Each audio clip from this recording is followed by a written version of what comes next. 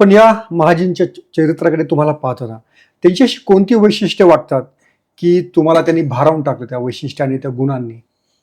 हो, माझी हे खरं सांगू का, की माझ्या मते पानिपतच्या लढाईनंतर पडलेलं एक मराठी साम्राज्याचं एक स्वप्न होतं की असा महान पुरुष आपल्याकडं आहे. म्हणजे मी तुम्हाला थोडासा विस्तार म्हणून सांगतो की मला यावेळी शेक्सपियर आठवतो. शेक्सपियरचं एक नाटक आहे 12th नाईट का 12th असं काहीतरी नाटक आहे. त्यामध्ये तो म्हणतो, some people are born great, some people achieve greatness and some people have great thrust upon them. Okay. नियतीने त्यांच्यावरती तो थोरपणा थोपवलेला असतो. म्हणजे उदाहरण द्यायचं म्हणजे some people are born great म्हणजे छत्रपती शिवाजी महाराज बॉर्न ग्रेट, तिथं काही दुसरं काही नाही. बरोबर. दुसरं सम पीपल अचीव ग्रेटनेस म्हणजे उदाहरण सांगायचं म्हणजे थोरले बाजीराव, दे अचीव ग्रेटनेस.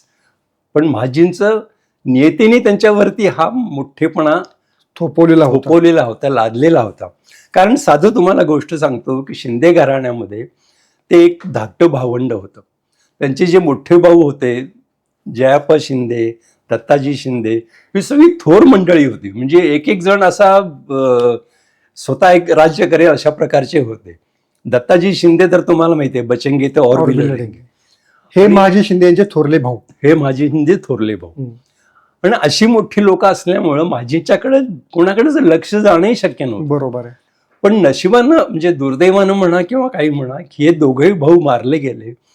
बाकीचे दोघेही भाऊ लढाईमध्ये मारले गेले वेगवेगळ्या ठिकाणी. त्यामुळे ही शिंदेशाहीची जी गादी होती ती माझींच्याकडे आली आणि माझीने त्याचं सोनं केलं. अच्छा. ही गादी येण्यामध्ये देखील काही राजकारण झालं होतं? हो. महाजी शिंदे यांच्याकडे जेव्हा ही सूत्र द्यायची ठरली तेव्हा ही सूत्र देण्याची जबाबदारी पेशव्यांकडे असायची. बरोबर. मग तेव्हा काही राजकारण झालं होतं का? त्यावेळी निश्चित राजकारण झालं होतं. 1761 मध्ये जेव्हा पानिपत युद्ध झालं आणि महाजी शिंदे जखमी होऊन परत आले तेव्हा त्यांचे कुठलेच थोरले भाऊ नव्हते, जिवंत नव्हते. तर थोरले माधवराव पेशवे हे पेशवे होते आणि राघोबा दादा त्यांचे पेशवे म्हणून काम बघत होते, कारण ते त्यांचे काका आणि त्यांच्याहून मोठे होते. तर राघोबा त्यांच्या मनामध्ये ही शिंदेशाहीची वस्त्र माझीला न देता दुसऱ्या कोणाला तरी द्यावं असं होतं आणि त्या दृष्टीनं त्यांची पावलं पडत होती.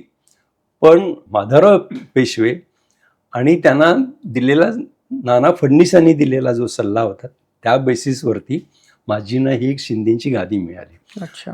ही गादी मिळायला साधारण 4-5 वर्ष गेली त्याच्यामध्ये. अच्छा. पानिपत युद्ध झाल्यानंतर म्हणजे सहजासहजी ते परत आले आणि ते अचानक सूत्रधार गादीचे झाले असं नाही झालं.